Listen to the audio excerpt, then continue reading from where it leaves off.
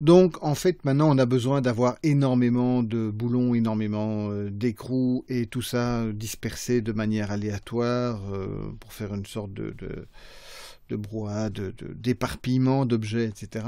Et on va évidemment faire ça automatiquement parce que sinon on ne s'en sortirait pas. Petite chose que je vais faire quand même au départ, c'est vérifier que j'ai bien, parce qu'on ici le point de pivot n'est pas au centre de l'objet, donc je vais sélectionner l'objet, parce que c'est comme ça qu'il est construit dans la donne, et je vais mettre l'origine to géométrie. Ici, je vais faire pareil, object, origine to géométrie, pour être sûr que tous les deux, ouais, ici, on n'a pas le même. Voilà, le point ici, il n'est pas au même endroit. Donc, l'idée, c'est qu'il faut qu'il soit grosso modo au même endroit. Donc, je vais me mettre dans une vue. euh, Ici, dans ce cas-ci, je suis dans la vue de droite. En fait, l'idée, c'est de les avoir un à côté de l'autre. Et si j'active dans les options le fait de bouger l'origine de celui-là, alors celui-ci, on va dire c'est à peu près sur cette ligne ici, donc à 3 carrés à peu près. Et donc ici, je vais la déplacer pour qu'elle soit plus ou moins au même endroit. C'est important pour la suite des événements. Donc ici, il est bien au centre, ici, il est bien au centre, donc tout va bien. Ok, donc ça, c'est une bonne chose de faite. Et oui, évidemment, il faut que je fasse ça sur les trois boulons. J'aurais dû faire ça avant de les dupliquer. Donc 3, je dois faire pareil, remettre ça à peu près ici. Et ici, sur celui-là, pareil. Donc je vérifie bien sur les trois boulons que le point de pivot est bien au même endroit. Parce qu'en fait, ceci va être remplacé par cela plus tard. Vous allez voir comment c'est pratique et comment vous ne devez pas trop vous en faire. Ok, donc l'idée c'est qu'on va d'abord utiliser une distribution en tableau pour pouvoir se donner le nombre nécessaire de boulons et d'écrous, etc. On va commencer par les écrous. Donc je vais commencer par le premier. Donc je vais cacher tous les autres pour le moment. Et c'est écrou 1, tous les autres, donc ça sous-entend aussi nos hautes définitions. High poly. High comme O, H-I-G-H en anglais. Hein. Donc, je vais distribuer ça à travers un array ou un tableau si on veut. Donc c'est un modifieur, donc je sélectionne mon objet. Dans les modifieurs, je vais ajouter un array. Et donc on voit ici, il me met déjà des choses. Alors l'idée c'est que je veux régler les paramètres de ce array. Je veux que j'en ai par exemple, on va en mettre 12. Et donc là il m'en multiplie 12, mais ils sont trop collés l'un à l'autre. Donc je vais les séparer. Je vais mettre 1,2 ici dans le relative offset. Et alors au niveau de la rotation, je vais annuler la fameuse rotation de 30 degrés que j'ai fait tout à l'heure. Donc RZ-30. Comme ça, ils sont alignés. Donc j'ai tapé RZ- et puis 3, 0. Ok, donc, où on peut taper la valeur de moins 30, enfin voilà, tout ça. Ok, donc là j'ai fait la première ligne et je vais rajouter un deuxième arrêt pour multiplier cette ligne. Donc en fait, les modifieurs peuvent s'ajouter les uns aux autres. Dans ce cas-ci, je vais fermer le tiroir de ce modifieur ici parce que je n'ai plus besoin d'agir dessus. Et je vais ajouter un deuxième arrêt. Alors, par défaut, il me le fait toujours sur le même axe, donc X, Y et Z. Hein. Vous voyez ici, c'est écrit ici. Un peu en grisé, mais ça correspond ici sur le côté. Je ne veux pas qu'il me fasse ça sur les X, puisqu'il a déjà fait, donc 0. Mais par contre, je veux qu'il le fasse sur les Y. Et je vais faire 1.3 peut-être. Voilà. Par défaut, il m'en fait 2, donc on a dit qu'on en voulait 12. Donc je vais taper 12, et voilà. Donc j'ai maintenant une distribution d'un certain nombre et ils sont tous bien séparés. Donc ça c'est très important. Donc j'ai un nombre, le count de 12 pour le premier et le deuxième arrêt, c'est pareil. Donc j'ai les deux arrêts, mais pour le moment en fait je n'ai qu'un seul objet. Si je prends ah oui, je suis sur le point de pivot, mauvaise pêche, il faut absolument pas oublier de décocher ce truc, c'est qu'on fait bouger le point de pivot. Ok, donc ici, si je prends ce boulon-là, j'emmène tout avec, puisque il est dans un modifieur. Ce tableau existe à travers ce modifieur. Et donc, si j'applique ce modifieur, enfin ces modifieurs, maintenant, j'ai encore une fois tout un seul truc, mais je peux séparer chaque boulon les uns par rapport aux autres. Si je rentre en mode sous-objet, eh bien, je peux sélectionner l'entièreté des boulons puisque les arrêts ont été appliqués, mais ce ne sont pas des objets séparés. Donc, avec tout sélectionné, je vais appuyer sur P, P comme Patrick, et je vais faire je vais prendre l'option By Loose Part, et donc ça va séparer chaque objet. Maintenant, j'aurai, et c'est pour ça qu'on les a mis tout à l'heure dans des collections, enfin, tout à l'heure, je veux dire, dans un précédent film, on les a mis dans des collections de manière à ce que, effectivement, on puisse les séparer plus facilement.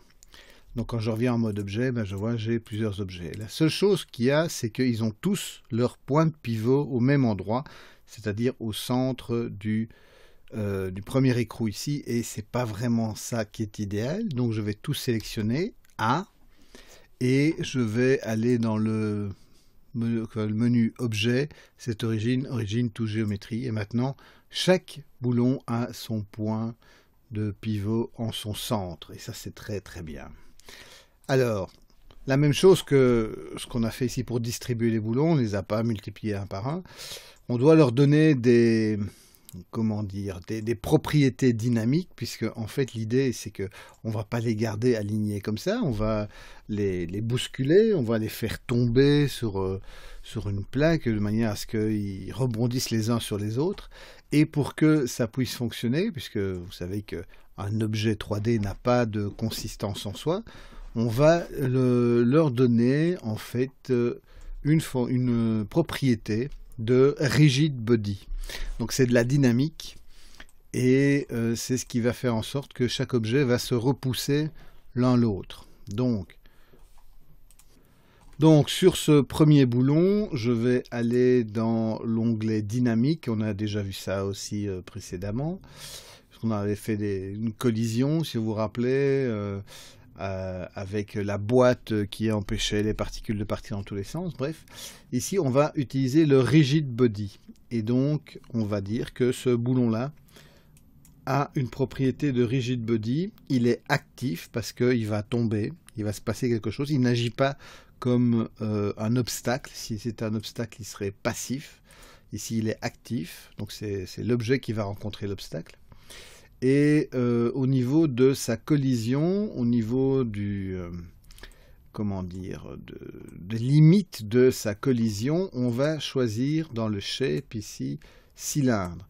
On va choisir cylindre parce que d'une part c'est un cylindre et d'autre part parce que c'est une façon de calculer la dynamique qui est un peu plus facile que si je le laissais dans Convex Hull ou dans Mesh, enfin, qui sont en fait deux options, deux possibilités qui demandent beaucoup plus de ressources de calcul.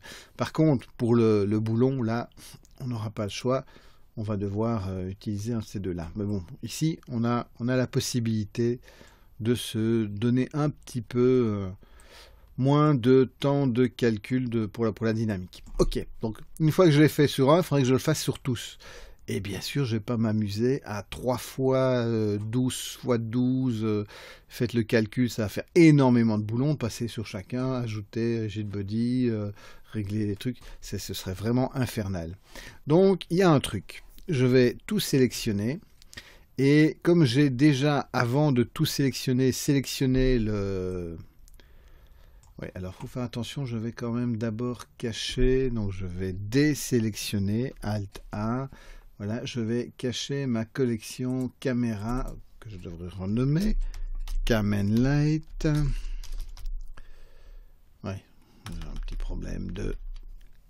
voilà, Cam and Lights, voilà, et je vais cacher cette...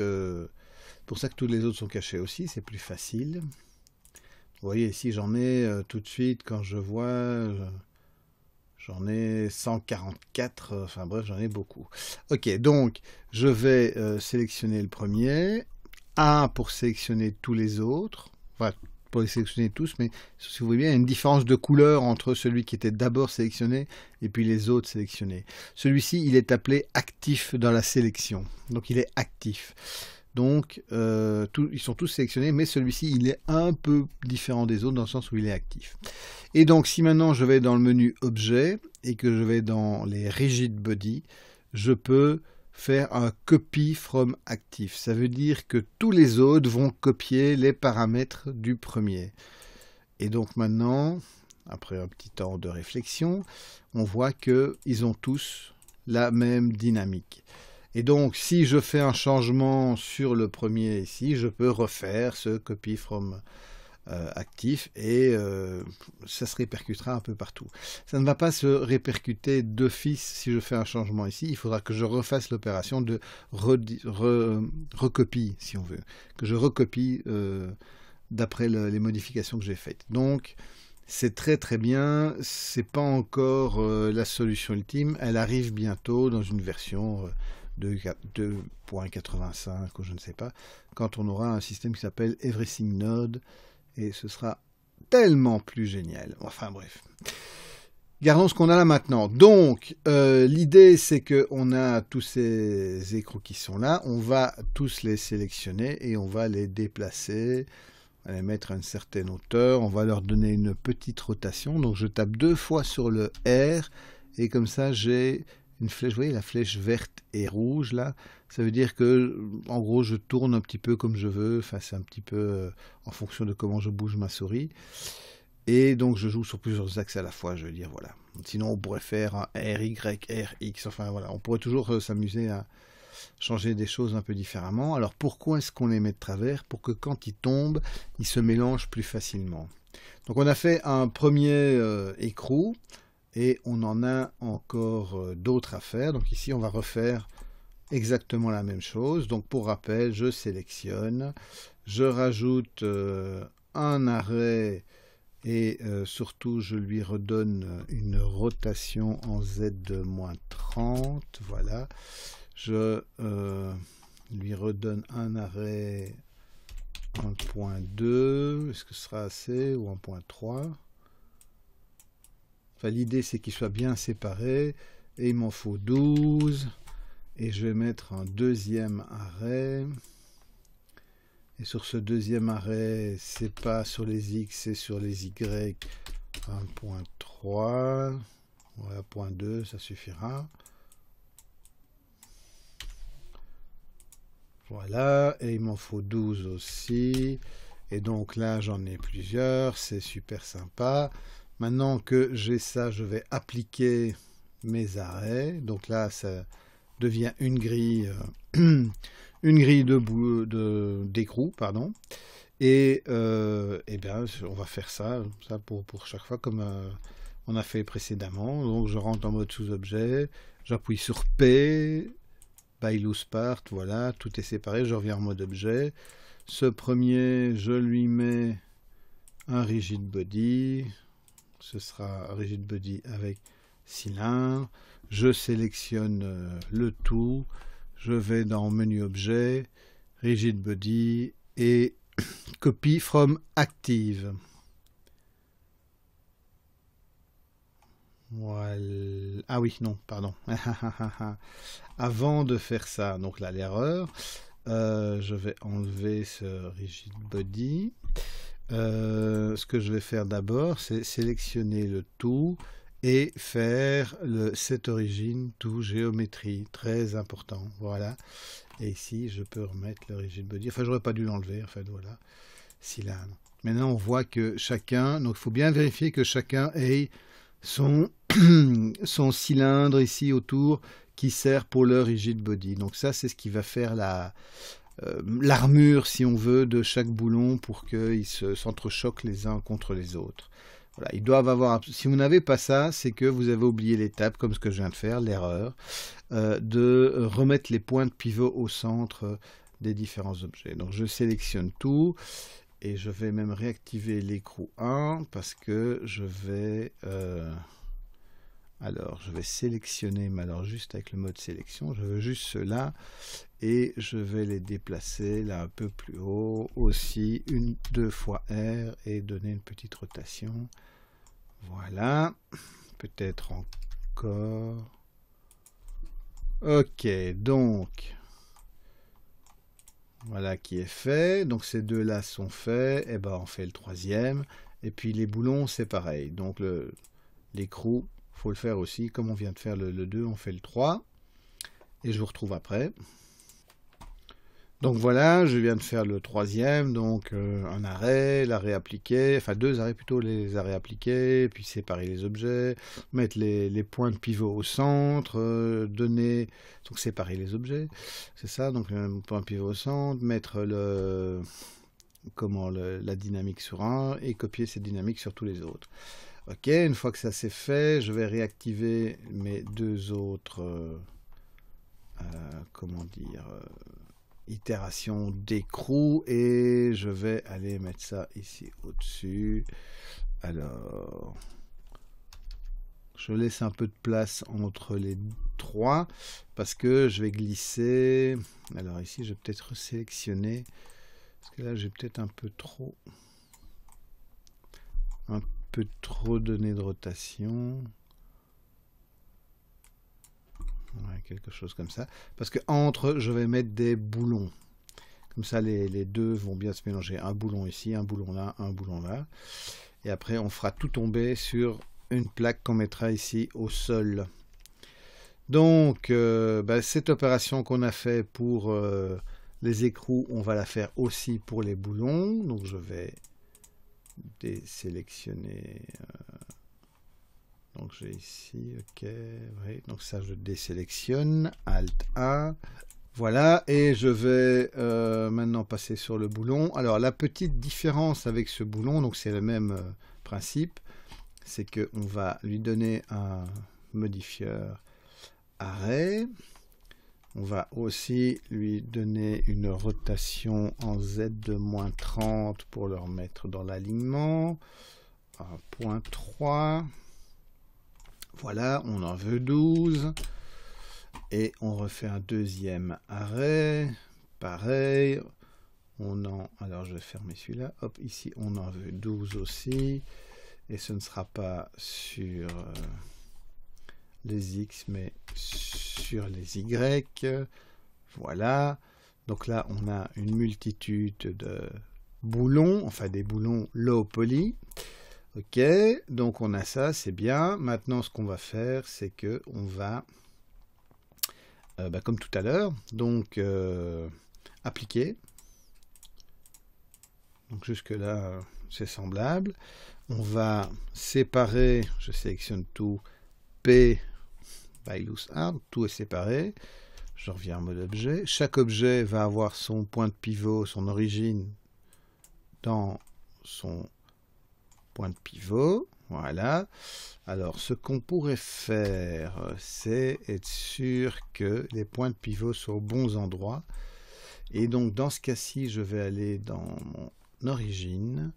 Je vais déplacer les origines pour qu'elles soient, on avait vu tout à l'heure, on était à 3 carrés, ici à peu près. Comme ça, ils auront le même point d'origine que ils doivent avoir. Donc option, je vais décocher ceci. Donc là, il y a une petite subtilité, il faut faire attention au point d'origine. Comme ça, tout à l'heure, quand on échangera ces boulons-là avec le boulon high poly, ça marchera beaucoup mieux. Ok, donc on a ça, super. On va aller donner au premier une propriété de rigid body. Et dans ce cas-ci, on va pas prendre le convex hull parce que sinon il va faire une espèce de bulle autour et c'est pas vraiment ça qu'on veut. On veut plutôt que ça suive la forme. C'est une forme assez simple, donc ça doit marcher. Et donc on va prendre mesh.